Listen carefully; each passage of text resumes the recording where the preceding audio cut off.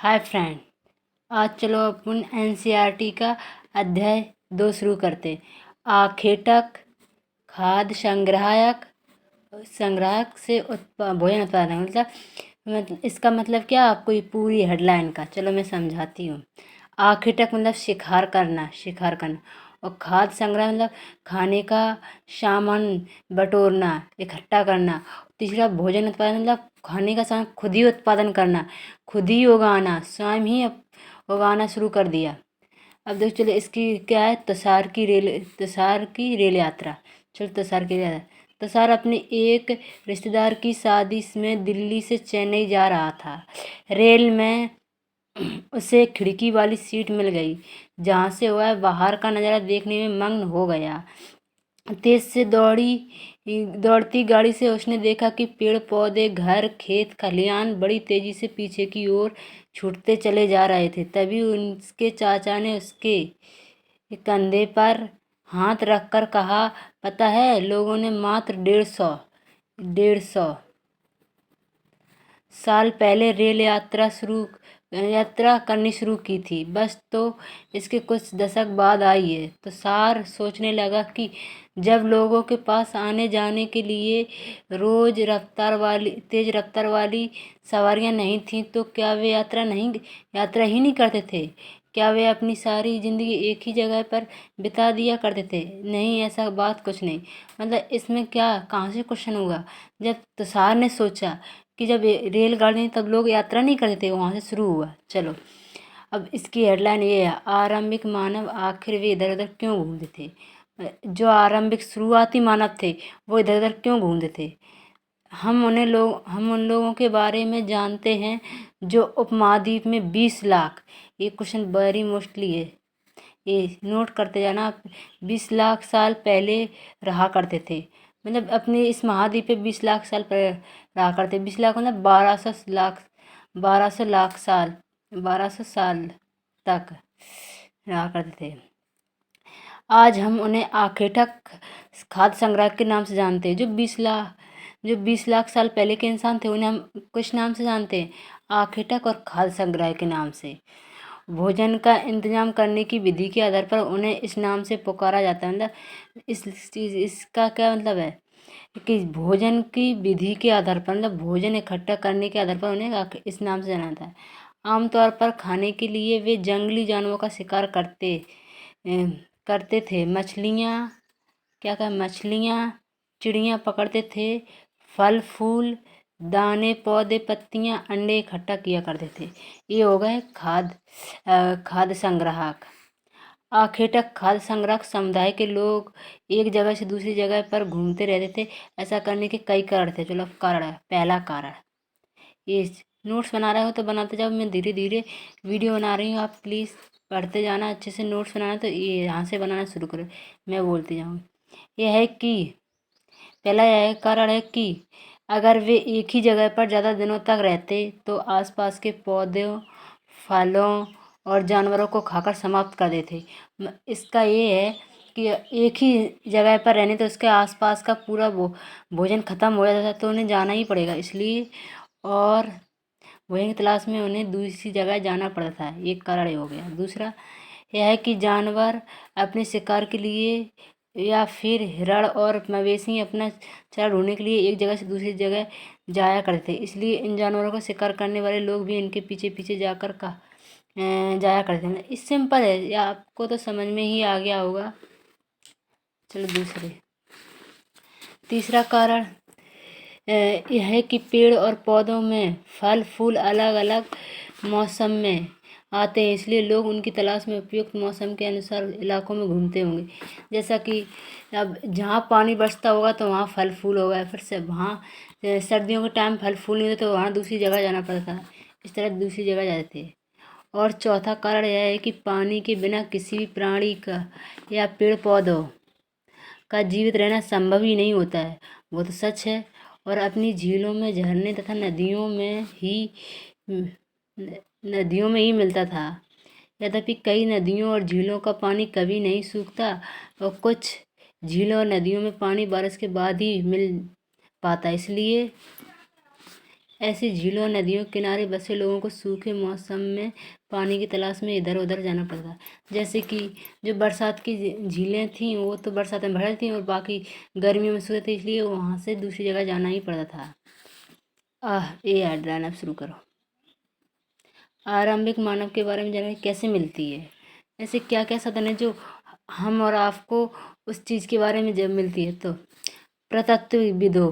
प्रतत्वविदों को कुछ ऐसी वस्तुएं मिली जिनका निर्माण और उपयोग आखिटक संग्राहक किया करते थे। यह संभव कि लोगों ने अपने काम के लिए पत्थरों,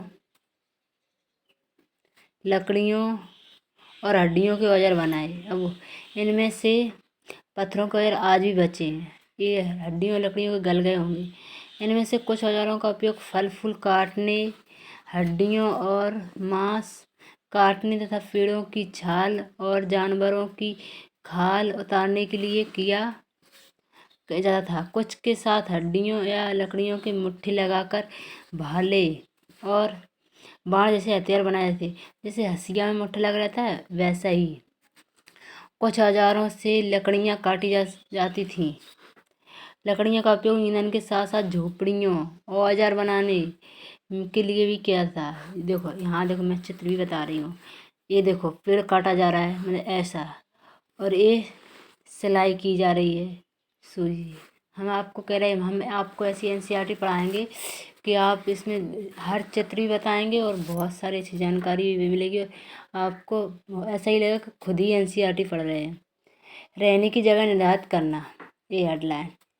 मात्र चित्र को देखे, चलो चित्र देख लेते। ये देख लो भारत का, ये मैंने नोट्स किया यहाँ प्रापाषाण काल। ये सुलेमान और किरदार के बड़े पहले ही चैप्टर 1 में मैं बता चुकी हूँ आपको। ये बुर्जहोम जो कश्मीर में है। चलो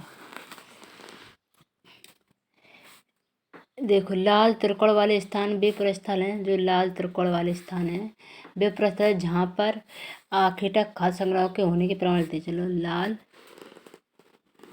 यहाँ देखो भीमबेटका में लोग रहते थे। और कहाँ, जो भीमबेटका एमपी में है, रायसन में, और शंगी जो कि कर्नाटक में है, और कुन्नूल जो कि तमिलनाडु में है। यहाँ आखेटक खाद्य संग्रह रहते थे। और कहाँ है, यही 3 जगह नोट कर लेना। एमपी भीमबेटका जो प्रथम पहले के मानव आखेटक के रूप में रहते थे, होशंगी में जो कर्नाटक में, और कुन्नाल की गुफा में। ये तो बहुत मोस्टली है कुन्नाल की गुफा। सिर्फ भीमबेटका में तीनों काल के चित्र मिलते हैं, प्रापाषाण काल के, नवपाषाण काल के, मध्यपाषाण काल के। इनके अलावा भी और कुछ कई स्थानों पर आखेटक खाद्य संग्रह रहते थे। मानचित्र में सिर्फ कुछ गिने चुने ही चिन्हित किए गए हैं। कई प्रस्थल नदियों और झीलों के भी किनारे ही पाए जाते हैं। हाँ, क्योंकि उतना ही किया जाता है। चूँकि पत्थर के उपकरण बहुत ही महत्वपूर्ण थे, इसलिए लोग ऐसी जगह ढूंढते रहते जहाँ अच्छे पत्थर हो, मतलब वहाँ जाकर बसा करते थे जहाँ पत्थर अच्छे हो। शैल चित्रकला, हम इनमें से हमें क्या पता चलता है? देखो, एक शिकारी जो हिरण के पीछे भाग रहा है शिकार करने के लिए। जिन गुफाओं में लोग रहते थे उनमें से कुछ ही दीवारों पर चित्र मिले हैं, जी शायद मध्य में, तो इनमें से कुछ उदाहरण मध्य प्रदेश और दक्षिण उत्तर प्रदेश की गुफाओं में मिलते हैं। जंगली जानवरों की बड़ी कुशलता से संजीव चित्र मिला है। ये देखो, ये रहा इसका चित्र, ध्यान से देखो, शायद मैं आपको और अच्छा सा क्लियर कर देती हूँ। देखो एकदम सही से।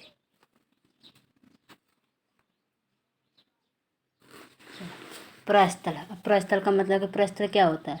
प्रस्थल वैसे वो चीज़ है जिससे, जहाँ से मैं अपनी भाषा में बता देती हूँ, फिर आपको ये हेडलाइन, ये नोट पढ़ाऊँगी।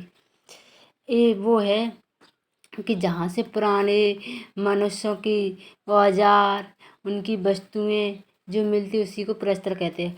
प्रस्थल उस स्थान को कहते हैं जहाँ औजार, बर्तन और इमारतें जैसी वस्तुओं के अवशेष मिलते हैं। ऐसी वस्तुओं का निर्माण लोगों ने अपने काम के लिए किया था और बाद में वे उन्हें वहीं छोड़ गए। ये जमीन के अंदर, के ऊपर, अंदर, कभी समुद्र, नदी के तल में भी पाए जाते हैं। इन प्रस्थलों के बारे में आपको अलग अलग अगले अध्याय में बताया जाएगा। मतलब ऐसे अब बड़े बड़े वे थे औजार, वो कहीं लेके तो नहीं जा सकते थे, इसलिए उन्हें वहीं छुड़ा देते। यही प्रस्थल थे। आग की खोज, मतलब आग की खोज कैसे हुई है? कुनूल की गुफा है, जो कि आंध्र प्रदेश में, देखो नोट्स में भी है। आंध्र प्रदेश में आप नोट्स कर लेना। मानचित्र 2 में कुनूल की गुफा देख ही ली थी, शायद आपको याद नहीं होगी तो हम दिखा दे रहे हैं। कुनूल की गुफा आंध्र प्रदेश, ये रही। मैंने कहा था ये बहुत मोस्टली है, आग की खोज मिलेगी।